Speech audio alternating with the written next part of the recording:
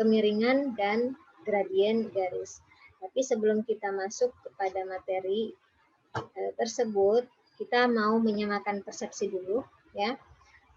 Kalau misalnya suatu sudut, bukan sudut, suatu sumbu koordinat, maka di dalam perhitungan sudut ya, itu kita selalu dimulai dari sumbu X positif ya, sumbu X positif. Sumbu X positif ini kita tandai dengan besar derajat itu sama dengan 0 derajat. Nah, kemudian ini adalah 0 derajat.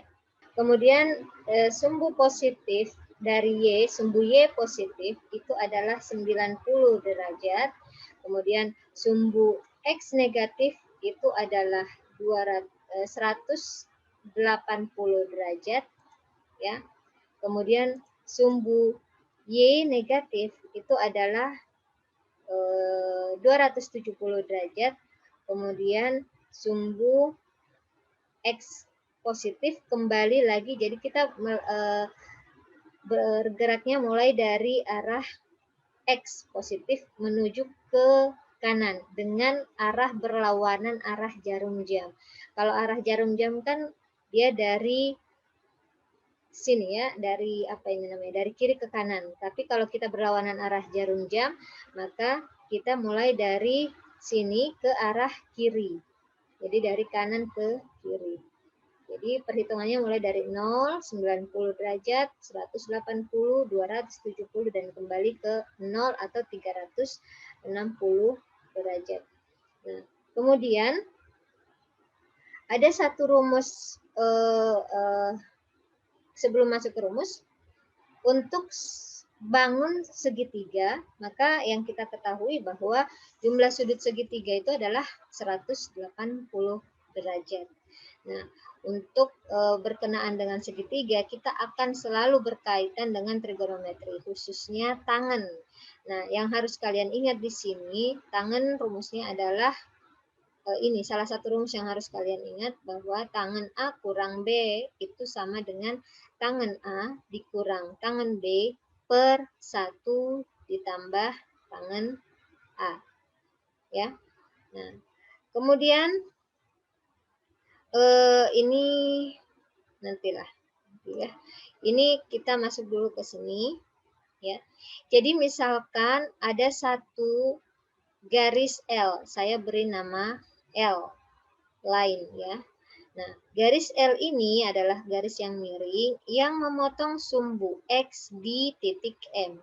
Nah, kemudian dikatakan sebagai kemiringan itu adalah besar sudut yang dihitung dimulai dari sumbu X yang positif, seperti yang kita ketahui tadi bahwa ini adalah 0 derajat, maka kita bergerak berlawanan arah jarum jam sampai ke sisi atau garis yang dimaksud. Jadi sampai sisi ini, yang ini. Nah, maka besar sudut yang terbentuk itu adalah kita misalkan theta. Nah, theta inilah yang disebut dengan kemiringan dari garis ini. Ya, kemiringan garis L terhadap sumbu X positif. Nah, sekarang bagaimana dengan yang misalnya miringnya, ini kan miringnya kemana ini? Miringnya ke kanan. Nah, kalau misalnya ada garis yang miringnya ke kiri, ya dia seperti ini. Ya, jadi kalau dia misalnya miringnya ke kiri, maka perhitungan sumbunya itu tetap kita mulai dari sumbu X yang positif. Dan arahnya adalah berlawanan arah jarum jam. Jadi besarnya sudut yang terbentuk itu adalah mulai dari sisi X ke garis yang dimaksud garis ini. Maka besar sudutnya adalah yang ini. Bu, bagaimana kalau saya mulainya dari sini? Ya boleh, karena ini kan juga merupakan garis X yang positif kan. Nah, ini kita mulainya dari sini dan berakhir ke sini. Ini misalnya kita perpanjang X-nya, garisnya, maka kalau kita menghitung rumus besar sudutnya, maka kita mulai dari sini berlawanan arah jarum jam dan sampai ke garis. Nah, inilah dia besar sudut theta atau besar kemiringan dari garis L. Nah, ini juga sejalan dengan teorema bahwa besar sudut yang saling berhadapan itu sama besar. Jadi sama juga dengan yang ini, besar sudut ya misalnya kita ambilnya dari sini, garis ini. Berjalan berlawanan arah jarum jam, berarti kita sampai di sini, garis L. Maka ini adalah besar sudut dari atau besar kemiringan dari garis L terhadap sumbu X. Nah, ini juga sama besarnya karena dia saling berhadapan. Gitu ya. Nah, itu adalah kemiringan atau dalam hal ini adalah besar sudut. Bagaimana dengan gradien? Nah, gradien itu adalah tangen. Jadi tadi kemiringan itu adalah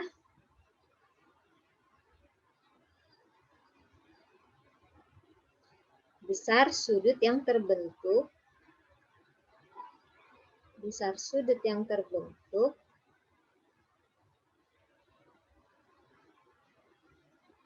dari garis ini terhadap sumbu X positif ya. Kalian bisa lanjutkan.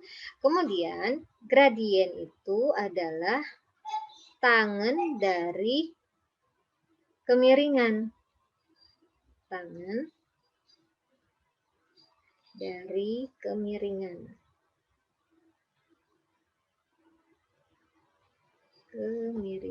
Ya, jadi misalnya ini kita beri simbol delta, simbol apa ini? Simbol theta ya, maka kita punya gradiennya itu adalah tangen theta. Di mana gradien biasa kita simbolkan dengan huruf M. Ya. Nah, huruf M biasanya gradien yang kita tahu itu dia rumusnya adalah Y per X. Ya kan? Y per X ini secara secara arahnya. Nah, itu nanti kita bahas bagaimana macam-macam atau bentuk-bentuk dari gradien ya. Tapi untuk sementara kita bahasnya gradien itu merupakan tangen dari besar sudut yang terbentuk atau besar dari kemiringan. Nah, di sini ada satu contoh yang saya mau perlihatkan. Nah, jadi buatlah satu garis yang melalui titik min P dari titik P min 2,2 dengan gradien min 2/3. Saya ingatkan biasanya kan kita M itu adalah Y per X ya. Nah, Y per X. Kalau kita lihatnya dari sini, gradiennya ini, saya mau misalkan Y-nya itu adalah 2, X-nya itu adalah min 3. Nah, ini kan sama juga dengan min 2/3, ya kan? Nah, berarti cara gambarnya itu seperti ini.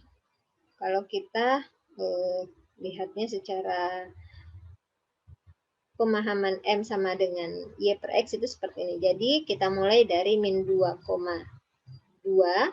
Dari titik ini kita menuju 3 langkah ke kiri karena minus, kemudian 2 langkah ke atas karena positif. Jadi dapatlah kita titik B. Ya. Tapi bisa juga saya mengatakan dia bahwa dia adalah min 2/3. Berarti 3 langkah ke kanan karena positif dan 2 langkah ke bawah karena negatif.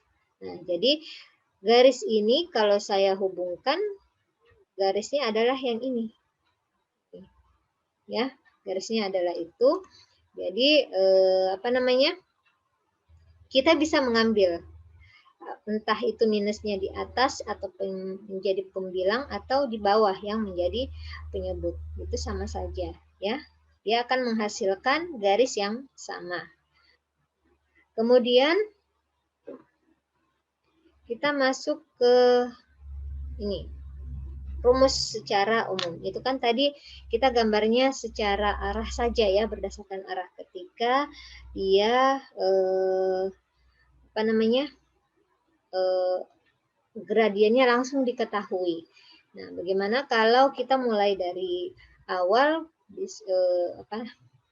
kita disuruh atau diminta untuk mencari gradiennya. Nah, misalkan kita kan tadi punya dua kondisi garis ya. Garis yang pertama miringnya ke kanan. Garis yang kedua miringnya ke kiri. Nah, kita bahas dulu untuk garis yang miring ke kanan. Garis yang miring ke kanan, ketika kita mencari besar sudutnya, berarti besar sudutnya itu adalah yang ini kan. Kita ukurnya dari X positif, dari sumbu X, kemudian mengarah ke garisnya yang tidak lain itu adalah ini adalah besar sudutnya. Nah, saya misalkan ada dua titik pada garis ini, yaitu titik P1, di mana P1 adalah X1, Y1, berarti ini adalah X1 dan ini adalah Y1. Kemudian P2 X2, Y2, berarti di sini adalah X2 dan yang ini adalah Y2.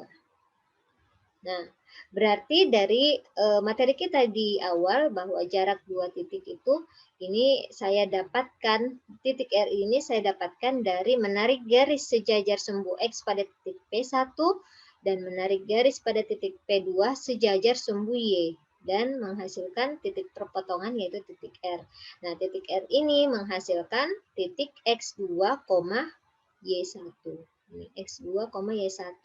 Sehingga bisa kita dapatkan jarak antara titik P2 R itu adalah tidak lain adalah Y2 dikurang Y1. Dan jarak P1 ke R itu adalah X2 dikurang X1 atau X2 dikurang X1. Nah, dari segitiga P1, P2, R, kita lihat bahwa kita memiliki satu sudut yang diketahui dan panjang sisi sebanyak 2 yang diketahui. Nah, dari sini kita bisa mendapatkan tangan dari theta. Ya, tangan dari theta tidak lain adalah depan per samping. Depan per samping atau depannya adalah Y2 kurang Y1 ya, sisi depannya ini theta sisi depannya. Kemudian di samping theta itu adalah X2 dikurang X1. Nah, jadi dari sini kita dapat mengetahui bahwa gradien dari garis yang miring ke kiri, ini miring ke kanan, itu adalah ini, Y2 kurang Y1 per X2 kurang X1. Ini adalah rumus untuk garis yang miring ke kanan. Nah, bagaimana dengan garis yang miringnya ke kiri? Nah, kalau miring ke kiri berarti besar sudutnya itu ketika kita menghitungnya dari sumbu X, maka besar sudutnya adalah ini. Yang ini ya. Nah, misalnya saya membuat dua titik P1, P2. Berarti P2-nya itu adalah X2, Y2. Jadi ini adalah X2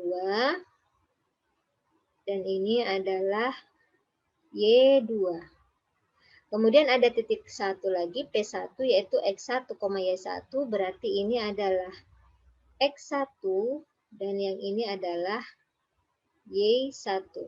Nah, sama juga dengan yang ini, dari titik P1 saya menarik garis searah sumbu Y, dari P2 saya menarik garis searah sumbu, sejajar sumbu X, maka terdapatlah titik potong R, di mana titik potong R itu adalah X1, Y2.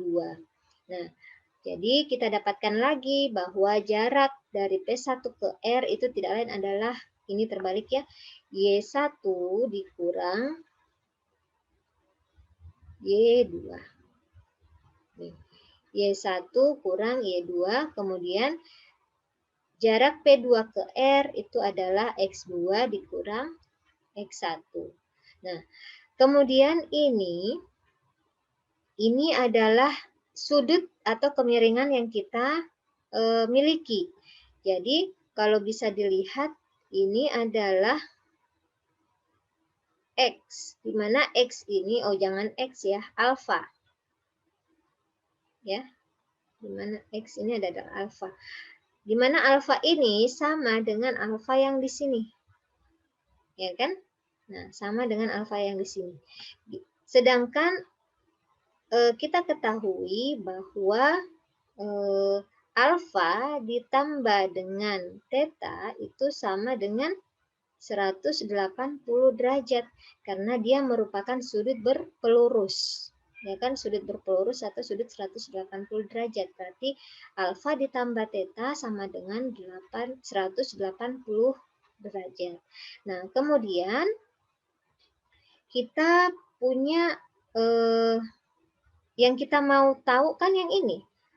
Yang kita miliki, kita mau berbicaranya di P1 R dan P2, segitiga P1 P2 R. Jadi yang kita ketahui sekarang adalah sisi Y1 kurang Y2, X2 kurang X1 dan sisi ini alfa. Sedangkan alfa sendiri adalah 180 derajat dikurang theta. Ya kan? Nah, sekarang kalau begitu tangan alfa itu sama dengan tangan dari 180 dikurang theta. Nah, kita kembali ke slide sebelumnya. Ya, ke slide sebelumnya yang mana tadi ya? Yang ini. Nah, ketika misalnya ada A sama dengan 180 kurang B, ya kan? Maka tangan A itu sama dengan tangan 180 kurang B. Nah, dari sini tangan A kurang B, dari tangan 180 kurang B, saya mau mengaplikasikan rumus ini. Jadi saya dapat itu kayaknya enggak cukup ya kalau saya tulis ini. Saya sama dengannya di sini saja ya. Tangan A sama dengan tangan 180 derajat dikurang tangan B per 1 ditambah tangan 180 derajat dikali tangan B. Nah, tangan 180 derajat itu berapa?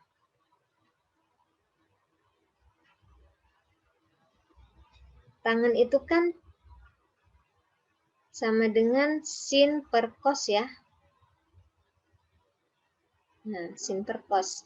Jadi kalau tangan 180 derajat itu sama dengan sin 180 derajat bagi cos 180 derajat.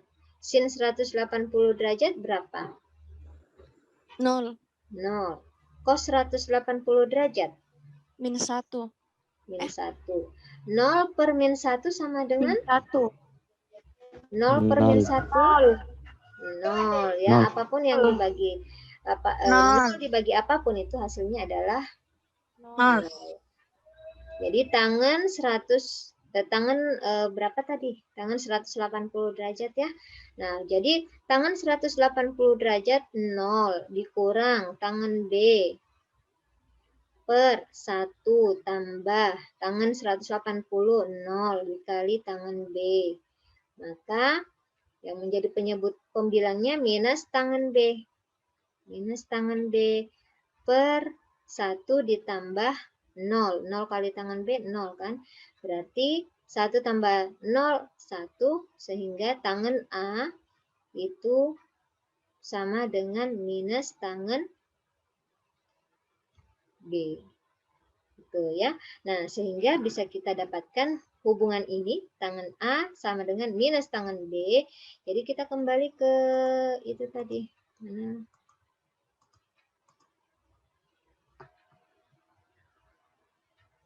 Ini ya. Nah, jadi tangan alfa itu bisa kita tuliskan sebagai tangan minus tangan theta. Ya kan? Nah, sekarang berarti tangan theta, karena kita kan mencarinya tangan theta. Tangan theta sama dengan minus tangan alfa. Nah, alfa yang ini. Alfa, tangannya. Berarti tangannya adalah sisi depannya dibagi dengan sisi sampingnya. Sehingga dia di sini adalah minus dari sisi depannya apa? Min Y1 dikurang Y2 per X2 dikurang X1. Kita hilangkan kurungnya, berarti min bagi kali plus min, min kali min plus. Jadi kita masukkan Y2-nya di depan karena dia yang plus, Y2 dikurang Y1 per X2 dikurang X1. Nah, jadi inilah rumus kemiringan dari garis yang arah kemiringannya menuju ke arah kanan. Jadi miring bagaimanapun garis kita, entah itu mau miring ke kiri ataupun miring ke kanan, maka rumus gradiennya atau rumus M-nya itu sama, ya, yaitu Y2 kurang Y1 per X2 kurang X1. Nanti ada yang tanya, Bu, bisa tidak saya pilih Y1 kurang Y2? Nah, bisa saja, asalkan yang jadi penyebutnya juga pun mulai dari X1 kurang X2. Jadi sama indeksnya ya. Kalau ini ordinat yang titik kedua dikurang ordinat titik ke-1, maka di bawah pun harus yang absis kedua dikurang absis pertama. Kalau dia di atas atau pembilangnya ordinat pertama dikurang ordinat kedua, maka absisnya pun begitu. Absis yang pertama dikurang absis yang kedua. Ya, harus sama. Oke, kita lanjut ke contohnya. Diketahui titik A min 2,1, B 4,0, C 3,3, dan D min 3,2. Tunjukkan bahwa A, B, C, D adalah suatu jajaran genjang. Nah, kita gambar dulu grafiknya. Dimulai dari titik min 2,1. Ini kekecilan ya videonya. Nah, ini min 2, min 1, kemudian 4,0, lalu 3,3 di atas, dan min 3,2. Nah, ketika dia digabungkan atau dihubungkan tiap titiknya, akan menghasilkan suatu bangun segi 4. Nah, di sini kita diminta untuk membuktikan apakah bangun ini merupakan jajaran genjang. Kemarin di jarak dan 2 titik itu kita hanya memperlihatkan bahwa kedua garis ini sama panjang, ya kan, yang sejajar, yang saling berhadapan sama panjang. Tetapi kita taunya ini berhadapan saja. Kita tidak tahu apakah dia sejajar atau tidak, ya. Nah, dari untuk mengetahui kesejajaran dua garis itu kita bisa melihat dari gradiennya. Jadi suatu garis yang sejajar maka gradiennya akan sama. Nah, di sini kita coba mau menghitung gradien dari AB, BC, CD, dan DA. Nah, sekarang saya mau hitung gradien dari MAB dulu. Jadi MAB, ya, kita beri indeks AB supaya bisa ditahu. Jadi YA dikurang YB per XA dikurang XB. Jadi YA-nya minus 1, YB-nya 0 dikurang 0 per XA minus 2 dikurang YXB 4. Jadi kita dapat min 1, min 6 atau 1/6. Kemudian MBC. Kita ambil YB dikurang YC per XB dikurang XC. Hasilnya YB-nya 0, YC-nya 3, XB-nya 4, dikurang XC 3. Hasilnya min 3 per 1 itu sama dengan min 3. Kemudian MCD. Rumusnya YC kurang YD per XC kurang XD sama dengan YC-nya 3. YD-nya 2 per XC. XC mana? 3 dikurang XD-nya minus 3. Jadi kita punya 1 per 6. Dan yang terakhir adalah MDA atau MAD, berarti YD kurang YA per XD kurang XA. YD-nya 2 dikurang minus 1 per XD minus 3 dikurang XA minus 2. Berarti 2 tambah 1, 3 per 3 min 3 tambah minus 2, min 3 tambah 2 berarti minus 1. Hasilnya minus 3. Nah, kalau ada pertanyaan, Bu, bisa tidak saya YB kurang YA? Boleh, asalkan di bawahnya juga XB kurang XA. Begitupun yang ini, YC kurang YB boleh, asalkan di bawahnya menjadi XC kurang XB dan seterusnya ya. Nah, kita lihat di sini bahwa MAB 1/6 itu sama dengan MCD yang juga 1/6.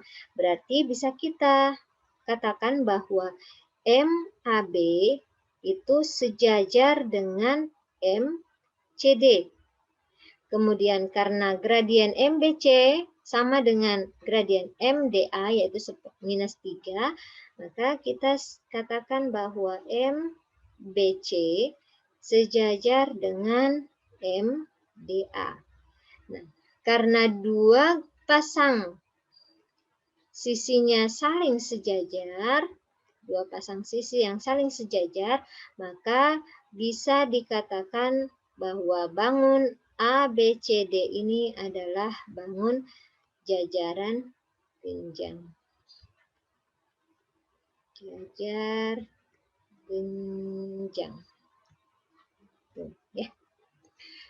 Nah, itu cara pembuktiannya ya. Jadi kalian bisa membuktikan dua cara. Cara yang pertama kemarin dengan panjang sisinya yang sama panjang untuk meyakinkan lagi bahwa kedua pasang sisi ini adalah sejajar.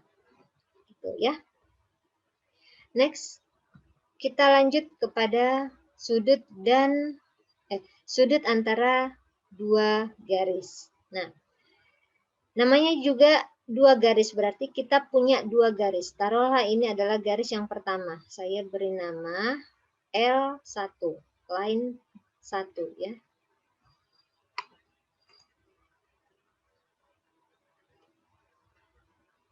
Line 1 ini adalah line 2. Nah, line 1 atau garis pertama ini kemiringannya adalah ini. Kita beri nama theta 1. Nah, kemudian garis yang kedua ini menghasilkan kemiringan yaitu yang ini atau theta 2.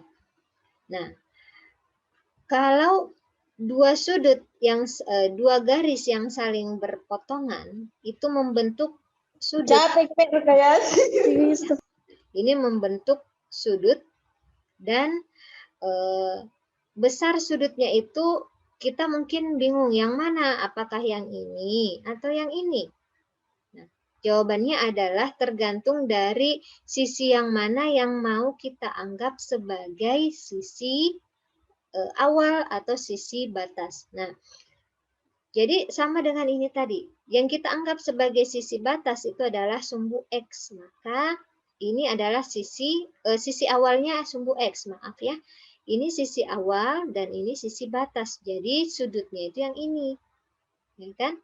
Nah, jadi kalau kita menganggap bahwa si garis L1 ini merupakan garis awal dan garis L2 ini yang menjadi garis akhir atau sisi batas, maka sudut yang kita maksud itu adalah yang ini, yang delta, ya. Nah, jadi untuk mendapatkan berapa besar sudut delta ini, itu kita menggunakan sifat segitiga.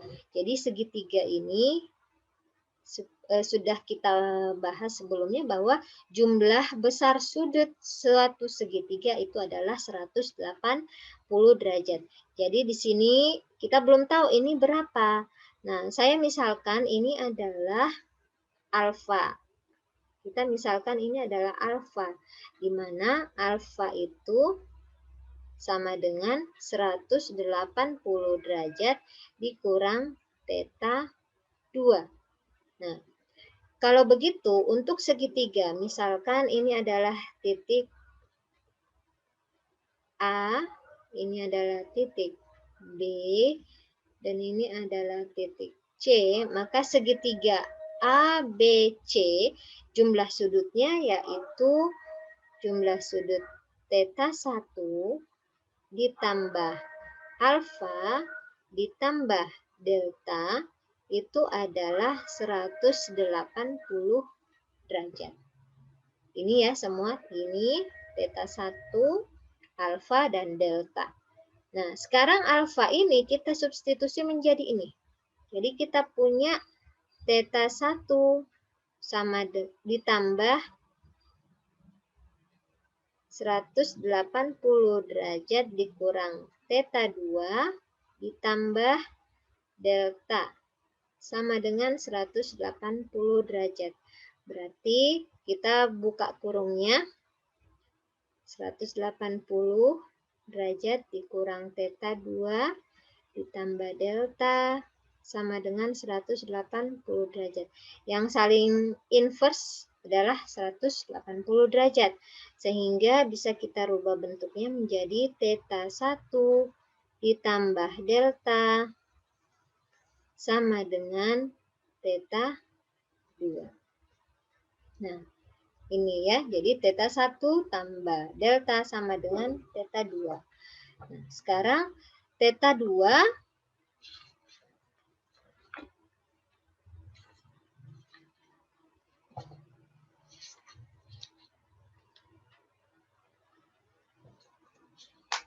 sekarang yang kita cari itu adalah besar sudut delta.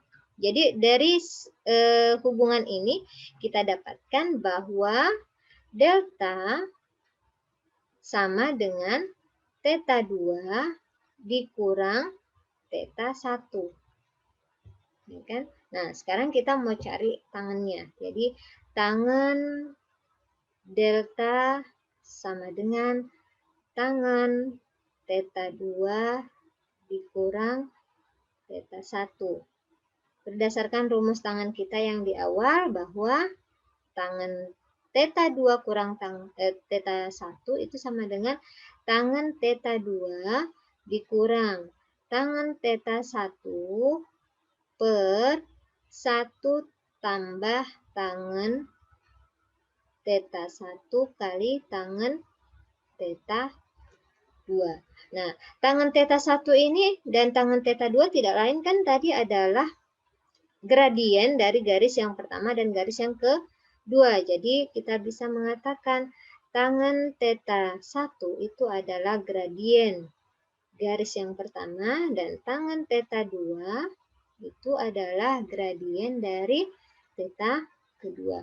Sehingga gradien dari atau besar sudut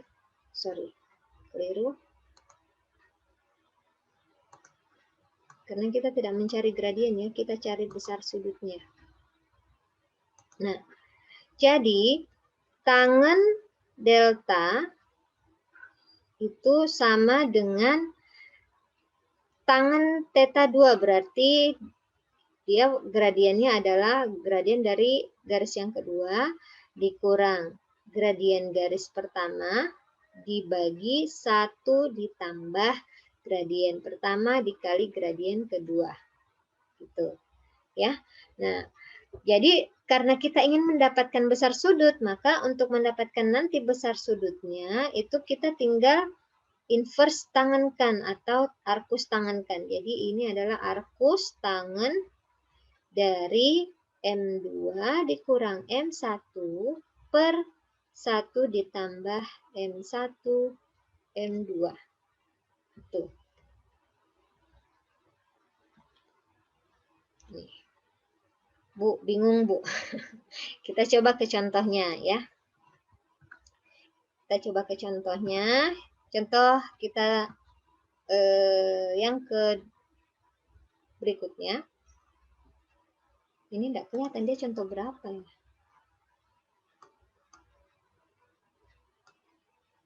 Oh iya, contoh ketiga. Carilah tangen dari sudut-sudut segitiga yang titik-titiknya adalah min 2,3, 8,5, dan 5,4. Cara gambarnya seperti biasa. Kita menggunakan GeoGebra. Ya, titik A, min 2,3, B, 8,5, dan C, 5,4. Kita hubungkan titik-titiknya menjadi suatu segitiga A, B, C. Nah, pertanyaannya adalah carilah tangen dari sudut-sudut segitiga. Jadi kita diminta cari sudut-sudutnya, tangannya saja ya, tangannya saja. Kalau sudut-sudutnya, kemudian temukan sudutnya masing-masing. Oh, berarti kita diminta untuk mencari berapa besar sudut A, berapa besar sudut B, dan berapa besar sudut C. Nah, cara untuk mendapatkannya, karena untuk berarti kan A itu adalah suatu sudut antara dua garis, yaitu garis AC dan garis AB. Sudut B adalah sudut antara dua garis AB dan BC. Dan sudut C adalah garis antara dua garis AC dan BC. Berarti pertama-tama yang kita lakukan adalah mencari gradien dari tiap-tiap sisi. Jadi sisi yang pertama, sisi AB. Sisi AB tadi rumusnya apa? YA kurang YB dibagi XA kurang XB. Berarti YA-nya 3 dikurang minus 5 per min 2 dikurang minus 5. Hasilnya 3 tambah 5, 8 per min 2 tambah 5, 3. 8 per 3. Ya, sudah benar? 3 tambah 5 ya.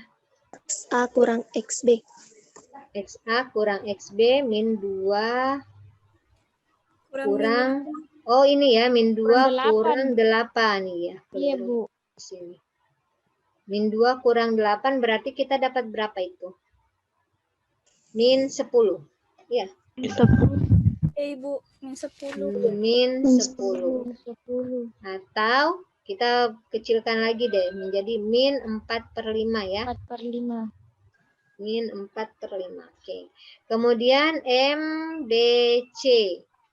Kita punya Y. B dikurang YC per XB dikurang XC sama dengan YB-nya minus 5 dikurang YC 4 per XB 8 dikurang 5. Hasilnya min 9 per 3 atau minus 3. Oke. Kemudian MCA atau MAC berarti YC dikurang YA per apa? XC dikurang XC dikurang XA. Oke. YC-nya YC-nya 4 dikurang YA-nya 3 per XC 5 dikurang XA minus 2. Berarti 1 per 1/7. Oke, 1/7. Nah, kita sudah dapat rumus besaran dari tiap-tiap sisi gradiennya atau ya gradiennya ya. Nah, jadi untuk mendapatkan tangan A, kita cari dulu tangan A. Saya tulis di mana?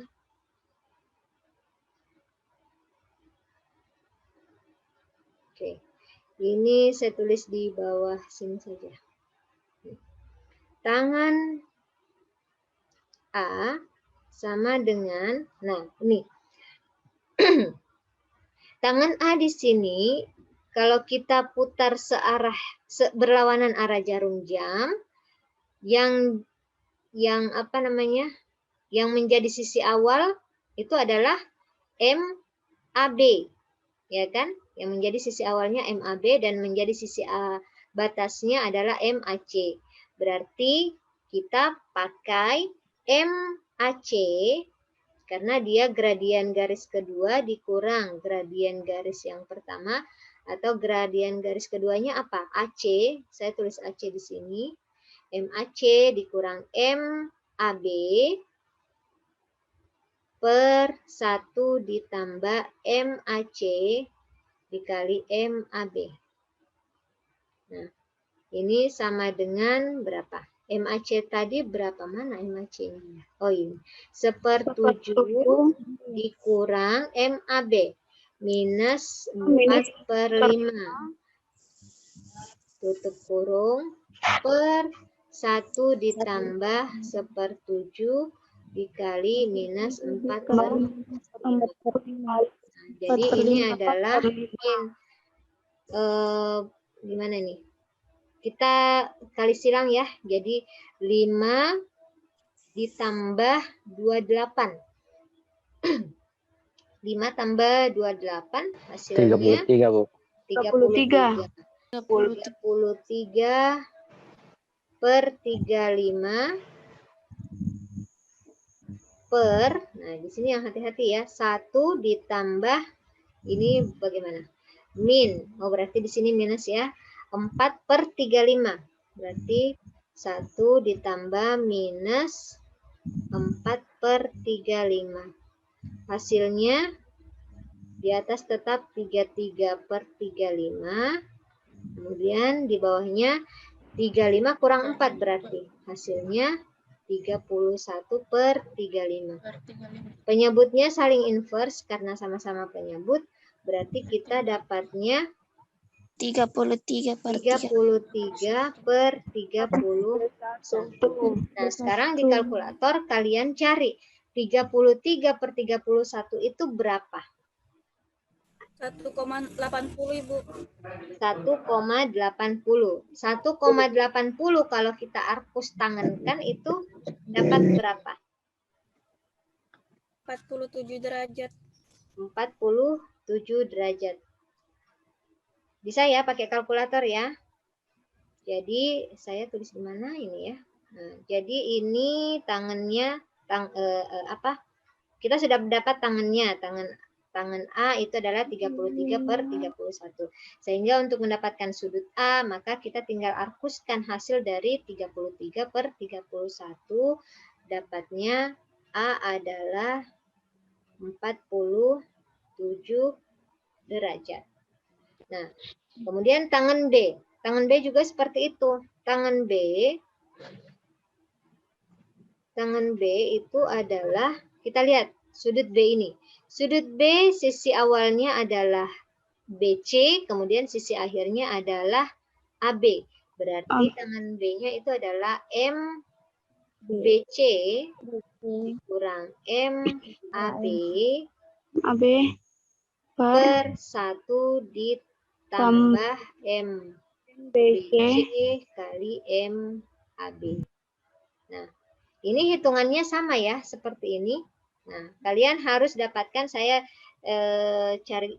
dapat contekan di buku ya. itu adalah 0,6 atau 11/17 ya, atau 0,647. 0,647 atau 11/17. Entah yang mana yang benar ya, yang mudah-mudahan tepat semua. Kemudian setelah kita arkuskan itu hasilnya adalah 33 derajat. 33 derajat. Nah, begitupun dengan tangan C. Tangan C itu adalah ini, sudut C. Berarti sisi awalnya adalah AC dan sisi akhirnya adalah BC. Berarti MBC dikurang MAC per 1 ditambah MBC dikali MAC. Sama dengan MBC-nya berapa? Ini MBC-nya -3, kemudian MAC-nya atau MCA sama ya, 1/7. Maka kalian operasikan secara aljabar juga seperti ini.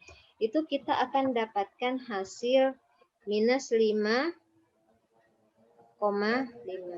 Nah, di sini -5,5 itu kita akan dapatkan besar sudut C-nya itu adalah 80 derajat.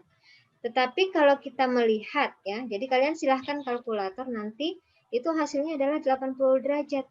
Tapi kalau kita melihat sudut C ini, dia merupakan sudut tumpul atau sudut yang lebih besar daripada 90 derajat. Maka tidak mungkinlah ya untuk 80 derajat ini menjadi sudut tumpul seperti ini. Nah, sehingga yang harus kita ingat lagi itu adalah hubungan bahwa tangan A yang tadi yang di depan tadi itu, bahwa tangan H itu sama dengan, oh jangan A di sini ya, karena kita sudah dapat A. Tangan P misalkan ya, tangan P itu sama dengan tangan 180 derajat dikurang P. Ya kan? Jadi tadinya kita dapatkan atau P sama dengan 80 derajat. Kita sudah dapatkan 80 derajat. Berarti bukan 80 derajat. Tunggu. Keliru.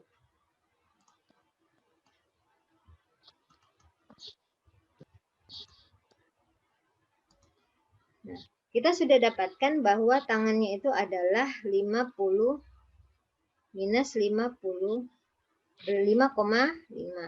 Berarti ini adalah sama juga dengan 180 dikurang, tadi tangan P-nya kita dapatkan kan 80 ya. Nah, berarti itu sama halnya kalau 180 dikurang 100.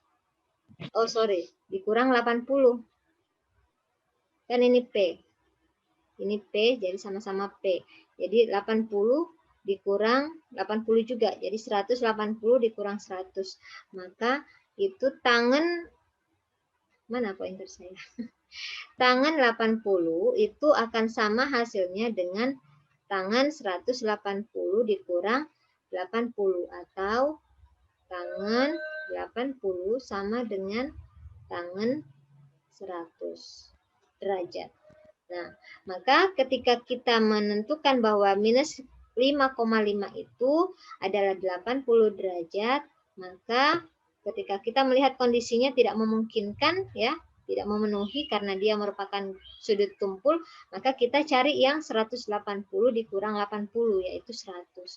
Maka sudut C ini adalah sudut yang besarnya 100 derajat. Itu ya.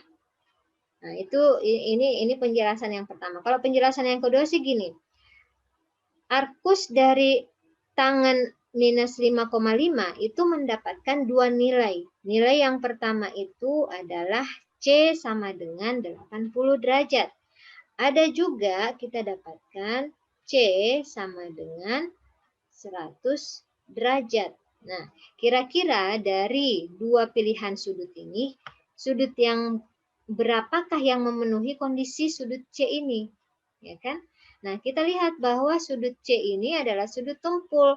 Jadi tidak mungkin dia kurang dari 90 derajat, maka 80 derajat ini tidak memungkinkan untuk kita pilih. Maka besar sudut yang kita pilih adalah besar 100 derajat. Sehingga kesimpulannya perhitungan kita adalah sudut A 47 derajat, sudut B 33 derajat, dan sudut C 100 derajat. Nah, kita bisa lihat sendiri apakah jumlah dari sudut A, B, dan C 180 derajat. 47 tambah 33 tambah 100. Apakah benar 180 derajat? Benar, Bu. Benar, Bu. Hitungan kita sudah benar bahwa sudut A besarnya adalah 47 derajat, sudut B adalah 33 derajat, dan sudut C adalah 100 derajat. Ya, seperti itu. Ulang nih. Kemudian kita ke pembagian segmen. Untuk materi kita yang terakhir, yaitu pembagian segmen. Nah, di sini saya memiliki dua titik, yaitu titik P1 dan titik P2. Nah, titik P1 di sini berarti ini adalah X1 dan ini adalah Y1. Kemudian P2-nya berarti ini adalah P2 X2 dan yang ini adalah Y2. Nah, dan titik P1 P2 ini saya hubungkan sehingga mendapatkan garis P1 P2. Nah, di garis P1 P2 ini saya menentukan satu titik P, yang mana titik P ini titiknya adalah X, Y. Berarti di sini adalah X dan yang ini adalah Y. Nah, titik P ini merupakan titik yang berada tepat di tengah-tengah garis P1 P2. Pertanyaannya adalah berapakah titik P ini, atau secara sederhananya berapakah X dan Y-nya, supaya kita bisa jelas, oh titik P itu sekian, sekian gitu. Jadi tujuan kita adalah mencari titik X, Y. Nah, dari titik P ini saya menarik garis sejajar sumbu Y dan juga di titik P2 sejajar sumbu Y. Kemudian di titik P1 saya menarik garis sejajar sumbu X sehingga mereka saling berpotongan di titik M dan titik N. Nah, titik M ini kita punya titik koordinatnya adalah X, Y1 dan N-nya adalah X2, Y1. Nah, ketika kita perhatikan dengan seksama, maka kita melihat ada dua segitiga yang sebangun, yaitu segitiga P1 PM dan segitiga besar P1 P2N. Nah, ada hubungan kesebangunan yang sudah kita pahami, kita dapatkan waktu di sekolah SMA dulu, bahwa sudut tegak, sudut miring, misalkan dulu kita pilih P1P, sudut miring dari segitiga kecil, berbanding P2, P1 P2, ya, sudut miring, sisi miring segitiga P1 P2N itu sama dengan jika kita bandingkan PM atau sisi tegak dari segitiga kecil berbanding dengan P2N atau sisi tegak segitiga yang besar. Juga sama dengan kita bandingkan P1M atau sisi samping segitiga kecil dibandingkan dengan P1N. Nah, kalau kita lihat pada gambar ini, Ketika titik P ini merupakan titik tengah dari P1, P2, maka sisi P1P itu sama panjang dengan P2. Ya kan? P1P itu sama panjang dengan P2. Begitupun juga dengan panjang dari P1M. P1M akan sama panjang dengan MN. Karena dia berada di tengah-tengah. Jadi P1M sama panjang dengan MN. Dan kalau kita transformasikan seperti ini, maka titik ini misalnya titik S. Berarti kalau di sini satu satuan panjang, berarti di sini sama satu satuan panjang. Dan NS ini akan sama panjangnya dengan SP2. Gitu ya. Jadi NS akan sama panjang dengan SP2. Nah, jadi dari sini kita lihat P1P yang sepanjang satu satuan panjang itu dibandingkan dengan P1P2. P1P2 itu panjangnya adalah 1. Berarti ya perbandingannya adalah 1/2 atau 1/2. Bagaimana dengan PM per P2N? PM satu satuan panjang, P2N berarti 1/2. Ada 2 satuan panjang, sama 1/2. P1M ada 1 satuan panjang, kemudian P1N ada 2 satuan panjang. Jadi sama-sama perbandingannya semua adalah 1/2. Nah, kemudian karena kita ingin mencari besar X dan Y, bagaimana caranya dari hubungan keempat persamaan ini? Jadi kita ambil dulu yang P1M.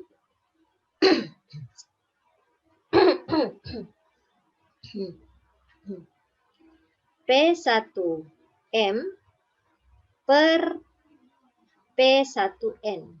P1N itu katanya sama dengan 1/2. Nah, P1M sendiri apa? P1M. Berarti jaraknya ini apa? Jaraknya tidak lain adalah X dikurang X1. Jadi, saya ulang saja ya, terlalu mepet. Sempit tempatnya.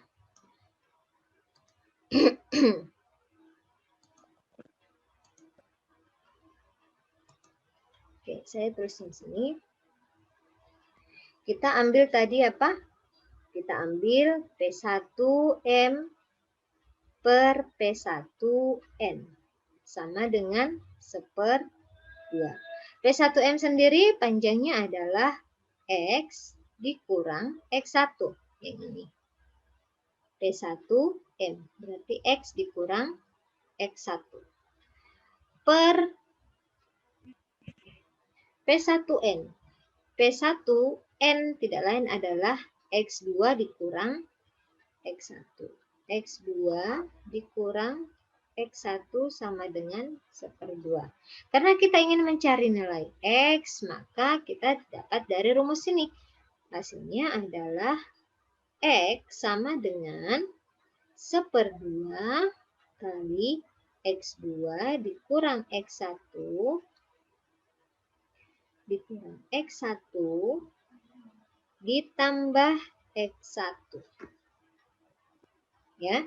Jadi kalau kita misalkan mau merubahnya secara sederhana lagi,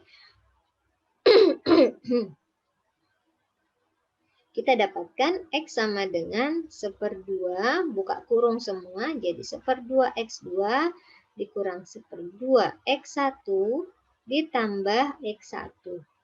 Kita dapatnya 1/2 X2 ditambah 1/2 X1. Atau secara sederhananya kita bisa tulis X1 ditambah X2 per 2. Gitu. Jadi untuk mendapatkan titik X-nya, kita gunakan rumus ini. X1 tambah X2 per 2. Nah, bagaimana kalau kita dapat ini tadi kan untuk mendapatkan X. Nah, bagaimana untuk mendapatkan Y? Yang mana yang kita ambil? Yang kita ambil itu adalah MP. PM atau MP. Jadi kita ambil ini, PM. Kita tulisnya di mana? Sini coba.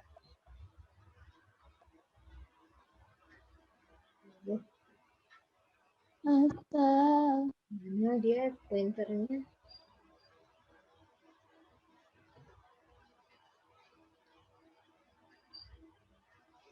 Aduh, connect.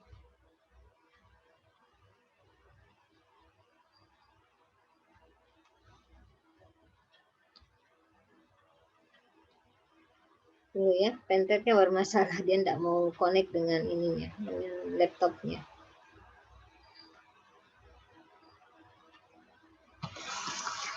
Aduh, dia bermasalah pemirsa.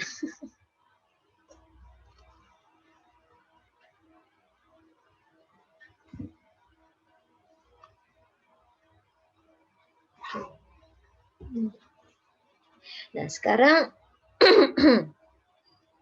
kita ambil persamaan PM per P2N.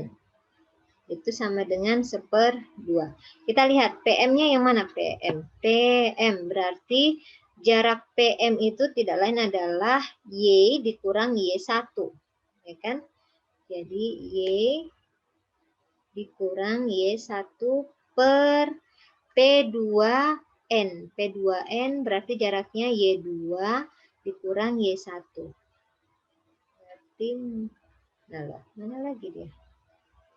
Nih, Y2 dikurang Y1 sama dengan 1/2. Sehingga untuk mendapatkan Y, karena yang ingin kita cari adalah Y, itu adalah 1/2 dikali Y2 dikurang Y1 ditambah Y1. Kalau kita mau sederhanakan seperti tadi, kita buka kurungnya, Y sama dengan 1/2 Y2 dikurang 1/2 Y1 ditambah Y1, hasilnya Y sama dengan 1/2 Y2 ditambah 1/2 Y1. Atau Y1 ditambah Y2 per 2. Nah, ini adalah rumus yang kita gunakan untuk mencari titik tengah dari suatu garis yang dihasilkan oleh dua titik yang diketahui. Tuh ya. Nah, ini. Nah, kemudian bagaimana kalau misalnya kita diminta untuk mencari titik yang membagi beberapa bagian garis tersebut. Misalkan, saya sekarang menggunakan hijau. Misalkan saya punya garis ini, tetap garis P1, P2. Dan saya membagi garis P1, P2 ini menjadi 3. Jadi ada titik di sini dan ada titik di sini. Nah, sekarang garisnya menjadi S dan R. Titiknya adalah S dan R.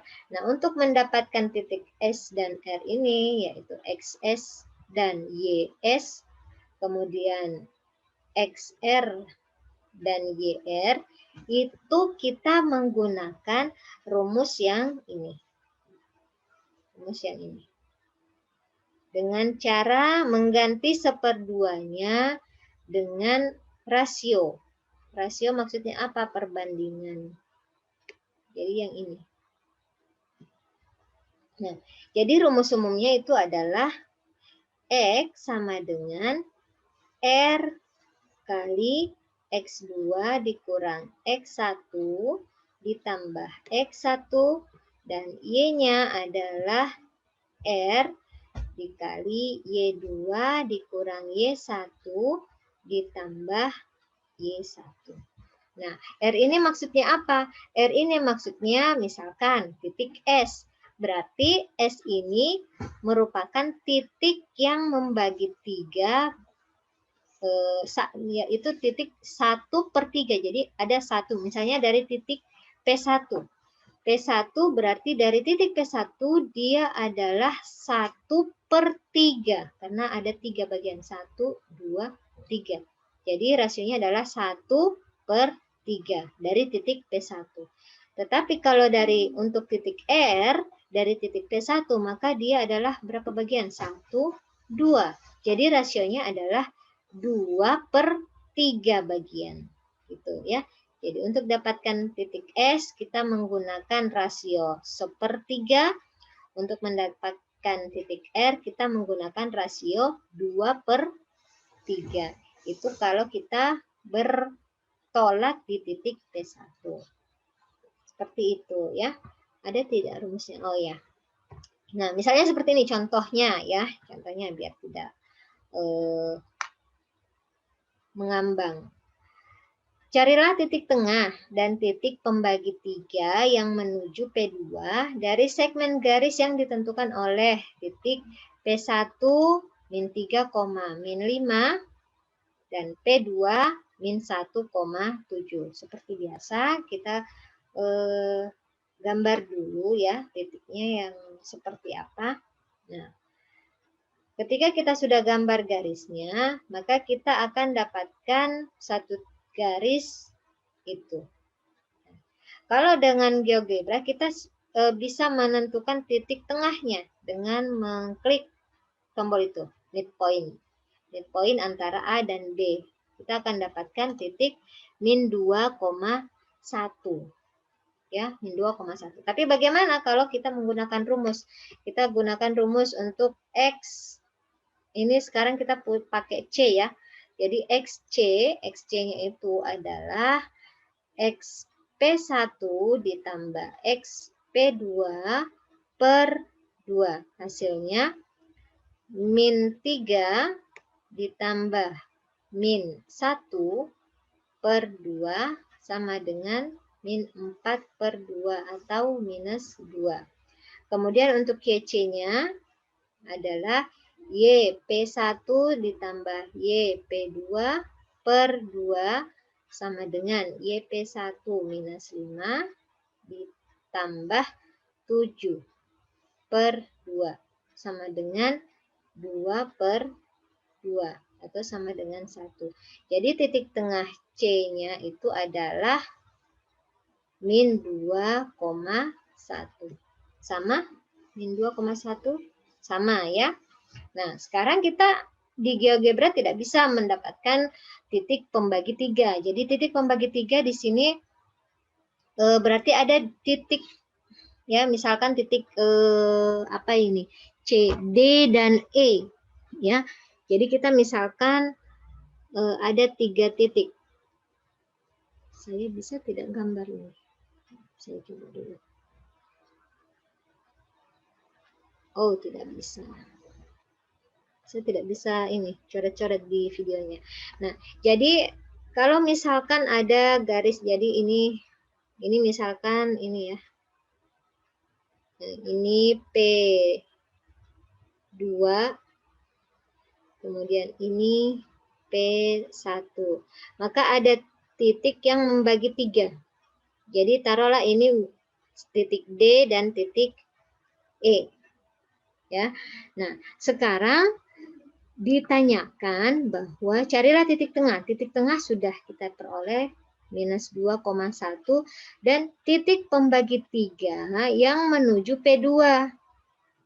Berarti kalau menuju P2 berarti berasal dari P1, ya kan? Jadi dari P1 menuju ke P2. Nah, titik pembagi 3-nya itu tidak lain adalah ini, D dan E. Ya kan, dia membagi 1 bagian, kemudian 2 bagian, jadi 3.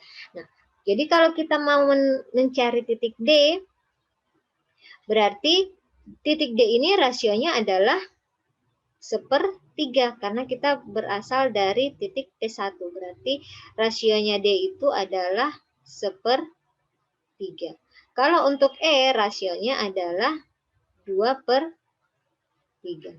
Sehingga untuk mendapatkan nilai X D, kita pakai rasio 1/3 dengan rumus yang tadi dikali X2 apa tadi? XP2 dikurang XP1 ditambah apa tadi rumusnya? Ditambah XP1 ya. Ditambah XP1. Itu sama dengan 1/3 dikali XP2-nya -1 kurang -3 ditambah XP1 -3. Nah, di sini penggunaan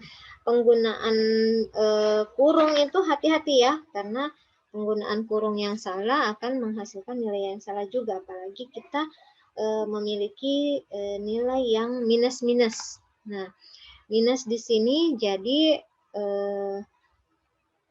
apa namanya? Rumusnya tadi sudah benar ya. X2 kurang X1 ditambah X1. Oke. Jadi sekarang kita masukkan di sini menjadi 1/3 dikurang minus, berarti 1/3 tambah 3, 2 ya.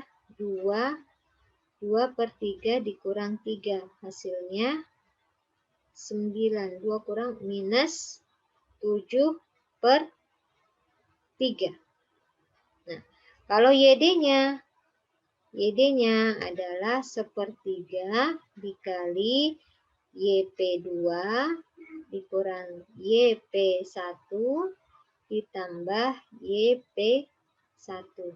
Hasilnya 1/3 YP2-nya 7 dikurang YP1 -5 ditambah YP1 minus 5 lagi. Ini 1/3. 7 kurang minus 5. 12. Berarti bagi 3, 4. Dikurang 5, hasilnya minus 1. Jadi untuk D itu hasilnya adalah minus 7/3, minus 1. Kira-kira benar tidak ya?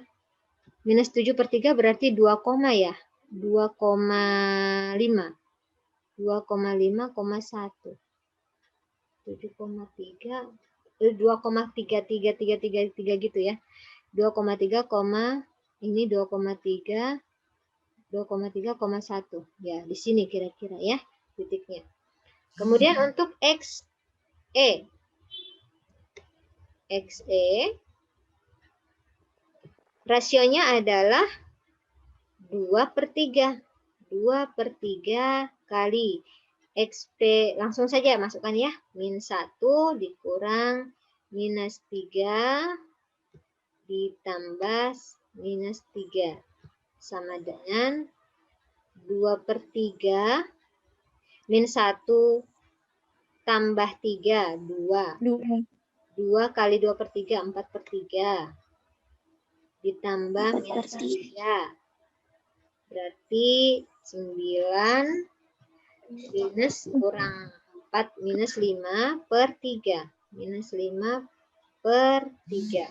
Kalau YE-nya YE berarti 2/3 kali 7 kurang minus 5 ditambah minus 5 hasilnya 2/3.